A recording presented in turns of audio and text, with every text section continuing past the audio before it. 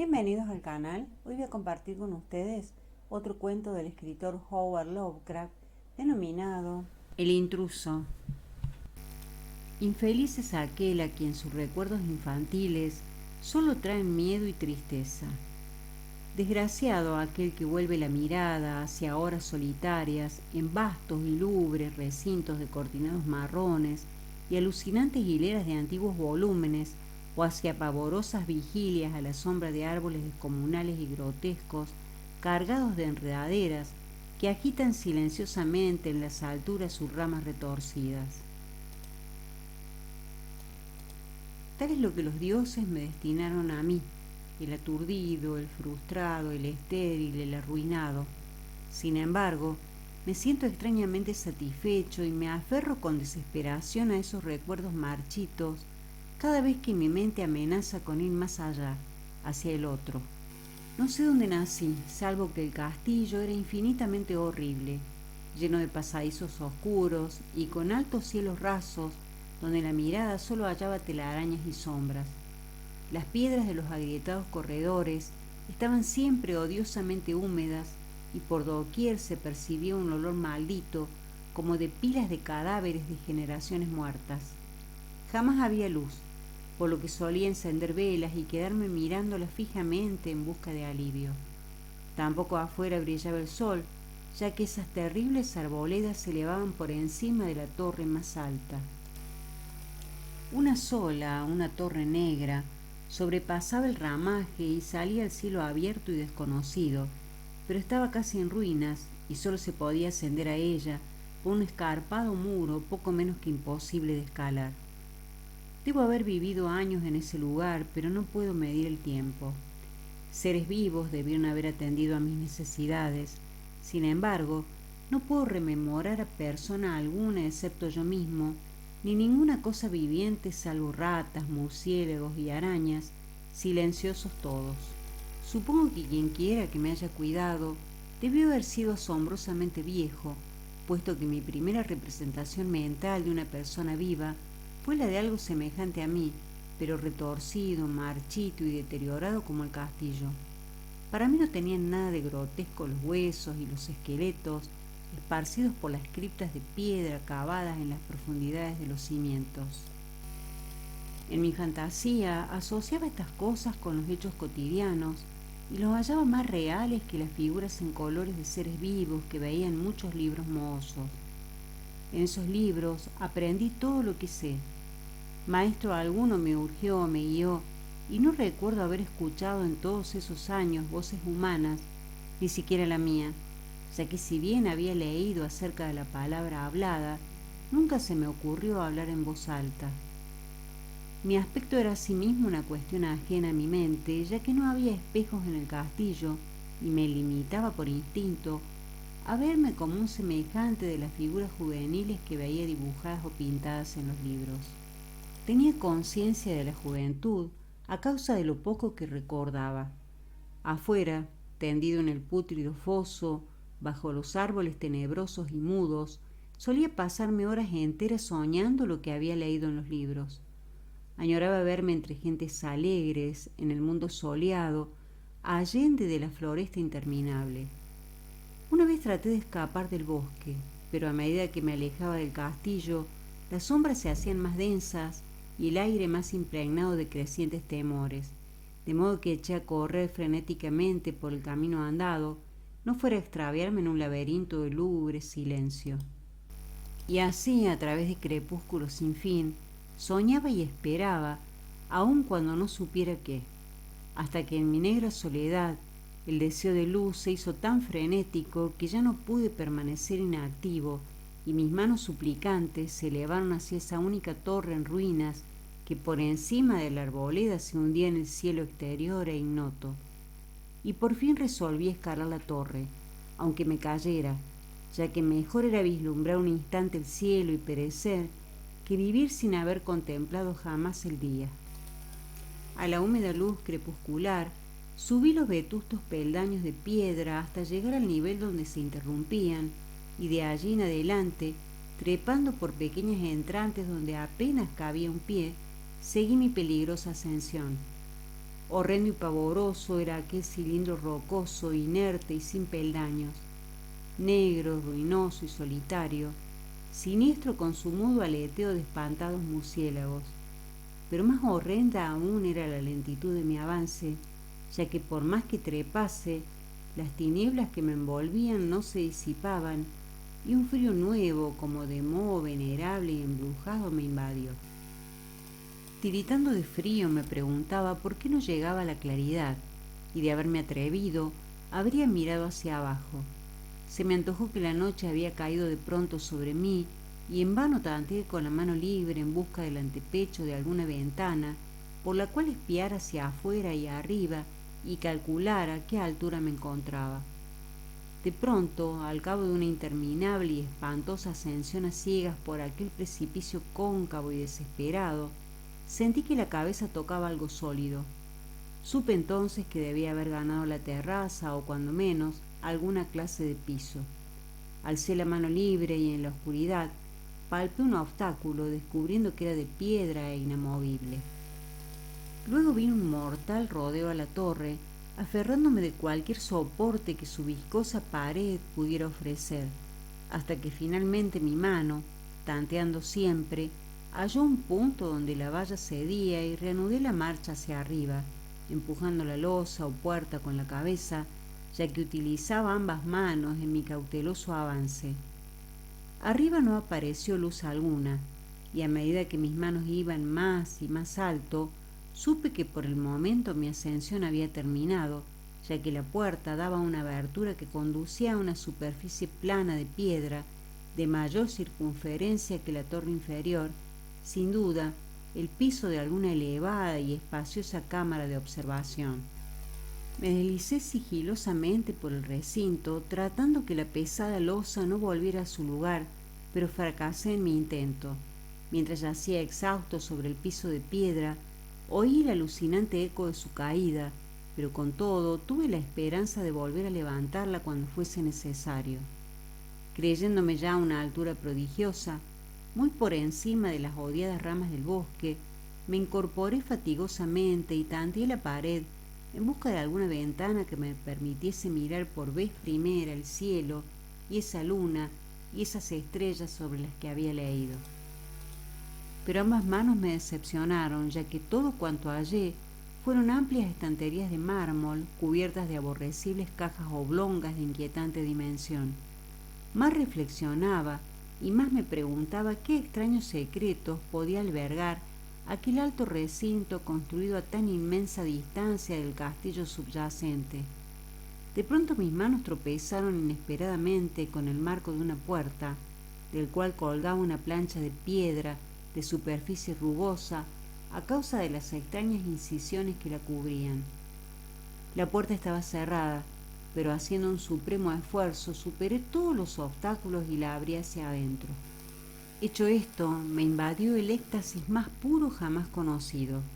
A través de una ornamentada verja de hierro y en el extremo de una corta escalinata de piedra que ascendía desde la puerta recién descubierta, brillando plácidamente en todo su esplendor, estaba la luna llena, a la que nunca había visto antes, salvo en sueños y en vagas visiones que no me atrevía a llamar recuerdos. Seguro ahora de que había alcanzado la cima del castillo, subí rápidamente los pocos peldaños que me separaban de la verja, pero en eso una nube tapó la luna, haciéndome tropezar, y en la oscuridad tuve que avanzar con mayor lentitud. Estaba todavía muy oscuro cuando llegué a la verja, que hallé abierta tras un cuidadoso examen, pero que no quise trasponer por temor a precipitarme desde la increíble altura que había alcanzado. Luego volvió a salir la luna. De todos los impactos imaginables, ninguno tan demoníaco como el de lo insondable y grotescamente inconcebible. Nada de lo soportado antes podía compararse al terror de lo que ahora estaba viendo, de las extraordinarias maravillas que el espectáculo implicaba. El panorama en sí era tan simple como asombroso, ya que consistía meramente en esto: en lugar de una impresionante perspectiva de copas de árboles vistas desde una altura imponente, se extendía a mi alrededor, al mismo nivel de la verja, nada menos que la tierra firme, separada en compartimientos diversos por medio de lajas de mármol y columnas, y sombreada por una antigua iglesia de piedra, cuyo devastado capitel brillaba fantasmagóricamente a la luz de la luna. Medio inconsciente abrí la verja y avancé bamboleándome por la senda de grava blanca que se extendía en dos direcciones. Por aturdida y caótica que estuviera mi mente, persistía en ella ese frenético anhelo de luz. Ni siquiera el pasmoso descubrimiento de momentos antes podía detenerme. No sabía ni me importaba si mi experiencia era locura, enajenación o magia, pero estaba resuelto a ir en pos de luminosidad y alegría a toda costa. No sabía quién o qué era yo, ni cuáles podían ser mi ámbito y mis circunstancias. Sin embargo, a medida que proseguía mi tambaleante marcha, se insinuaba en mí una especie de tímido recuerdo latente que hacía mi avance no del todo fortuito, sin rumbo fijo, por campo abierto. Unas veces sin perder de vista el camino, otras abandonándolo para internarme lleno de curiosidad por praderas en las que sólo alguna ruina ocasional revelaba la presencia en tiempos remotos de una senda olvidada. En un momento dado tuve que cruzar a nado un rápido río cuyos restos de mampostería agrietada y mohosa hablaban de un puente mucho tiempo atrás desaparecido. Habían transcurrido más de 2 horas cuando llegué a lo que aparentemente era mi meta, un venerable castillo cubierto de hiedras, enclavado en un gran parque de espesa arboleda, de alucinante familiaridad para mí, y sin embargo, lleno de intrigantes novedades. Vi que el foso había sido rellenado y que varias de las torres que yo bien conocía estaban demolidas, al mismo tiempo que se erguían nuevas salas que confundían al espectador. Pero lo que observé con el máximo interés y deleite fueron las ventanas abiertas, inundadas de esplendorosa claridad, y que enviaban al exterior ecos de la más alegre de las francachelas. Adelantándome hacia una de ellas, miré el interior y vi un grupo de personas extrañamente vestidas que departían entre sí con gran jarana. Como jamás había oído la voz humana, apenas si podía adivinar vagamente lo que decían. Algunas caras tenían expresiones que despertaban en mí remotísimos recuerdos, otras me eran absolutamente ajenas. Salté por la ventana y me introduje en la habitación brillantemente iluminada, a la vez que mi mente saltaba del único instante de esperanza al más negro de los desalientos. La pesadilla no tardó en venir, ya que no bien entré se produjo una de las más aterradoras reacciones que hubiera podido concebir. No había terminado de cruzar el umbral cuando cundió entre todos los presentes un inesperado y súbito pavor, de horrible intensidad, que distorsionaba los rostros y arrancaba de todas las gargantas los chillidos más espantosos.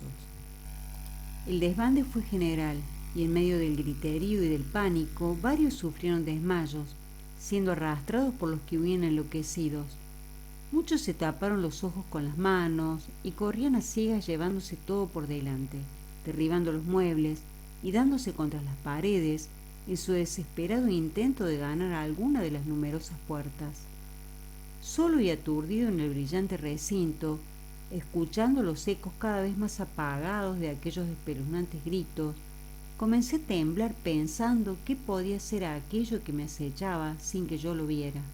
A primera vista, el lugar parecía vacío, pero cuando me dirigí a una de las alcobas, creí detectar una presencia, un amago de movimiento del otro lado del arco dorado que conducía a otra habitación similar a la primera. A medida que me aproximaba a la arcada, comencé a percibir la presencia con más nitidez. Y luego, con el primero y último sonido que jamás emití, un aullido horrendo que me repugnó casi tanto como su morbosa causa, contemplé en toda su horrible intensidad el inconcebible, indescriptible, inenarrable monstruo que por obra de su mera aparición había convertido una alegre reunión en una horda de delirantes fugitivos. No puedo siquiera decir aproximadamente a qué se parecía, pues era un compuesto de todo lo que es impuro, pavoroso, indeseado, anormal y detestable. Era una fantasmagórica sombra de podredumbre, decrepitud y desolación, la pútrida y viscosa imagen de lo dañino, la atroz desnudez de algo que la tierra misericordiosa debería ocultar por siempre jamás. Dios sabe que no era de este mundo, o al menos había dejado de serlo, y sin embargo, con enorme horror de mi parte, pude ver en sus rasgos carcomidos, con huesos que se entreveían, una repulsiva y lejana reminiscencia de formas humanas, y en sus enmohecidas y destrozadas ropas, una indecible cualidad que me estremecía más aún. Estaba casi paralizado, pero no tanto como para no hacer un débil esfuerzo hacia la salvación, un tropezón hacia atrás que no pudo romper el hechizo en que me tenía apresado el monstruo sin voz y sin nombre. Mis ojos, embrujados por aquellos asqueantes ojos vítreos que lo miraban fijamente, se negaban a cerrarse, si bien el terrible objeto, tras el primer impacto, se veía ahora más confuso. Traté de levantar la mano y disipar la visión, pero estaba tan anonadado que el brazo no respondió por entero a mi voluntad. Sin embargo, el intento fue suficiente como para alterar mi equilibrio y, bamboleándome, di unos pasos hacia adelante para no caer. Al hacerlo adquirí de pronto la angustiosa noción de la proximidad de la cosa, cuya inmunda respiración tenía casi la impresión de oír. Poco menos que enloquecido, pude no obstante adelantar una mano para detener a la fétida imagen que se acercaba más y más, cuando de pronto mis dedos tocaron la extremidad putrefacta que el monstruo extendía por debajo del arco dorado. No chillé, pero todos los satánicos vampiros que cabalgaban en el viento de la noche lo hicieron por mí, a la vez que dejaron caer en mi mente una avalancha de anonadantes recuerdos. Supe en ese mismo instante todo lo ocurrido. Recordé hasta más allá del terrorífico castillo y sus árboles. Reconocí el edificio en el cual me hallaba. Reconocí, lo más terrible, la impía abominación que se erguía ante mí, mirándome de soslayo mientras apartaba de los suyos mis dedos manchados. Pero en el cosmos existe el bálsamo además de la amargura, y ese bálsamo es el olvido. En el supremo horror de ese instante, olvidé lo que me había espantado, y el estallido del recuerdo se desvaneció en un caos de reiteradas imágenes. Como entre sueños, salí de aquel edificio fantasmal y execrado y eché a correr rauda y silenciosamente a la luz de la luna. Cuando retorné al mausoleo de mármol y descendí los peldaños, encontré que no podía mover la trampa de piedra, pero no lo lamenté, ya que había llegado a odiar el viejo castillo y sus árboles. Ahora cabalgo junto a los fantasmas, burlones y cordiales, al viento de la noche, y durante el día juego entre las catacumbas de Nefreca, en el recóndito y desconocido valle dejado a orillas del Nilo. Sé que la luz no es para mí, salvo la luz de la luna sobre las tumbas de roca de Neb, como tampoco es para mí la alegría, salvo las innominadas fiestas de Nitocris bajo la gran pirámide. Y sin embargo, en mi nueva y salvaje libertad, agradezco casi la amargura de la alienación, pues aunque lo olvido me ha dado la calma, no por eso ignoro que soy un extranjero, un extraño a este siglo y a todos los que aún son hombres. Esto es lo que supe desde que extendí mis dedos hacia esa cosa abominable surgida en aquel gran marco dorado, desde que extendí mis dedos y toqué la fría e inexorable superficie del pulido espejo. Espero que hayan disfrutado de este cuento y los espero en el próximo video. Muchas gracias.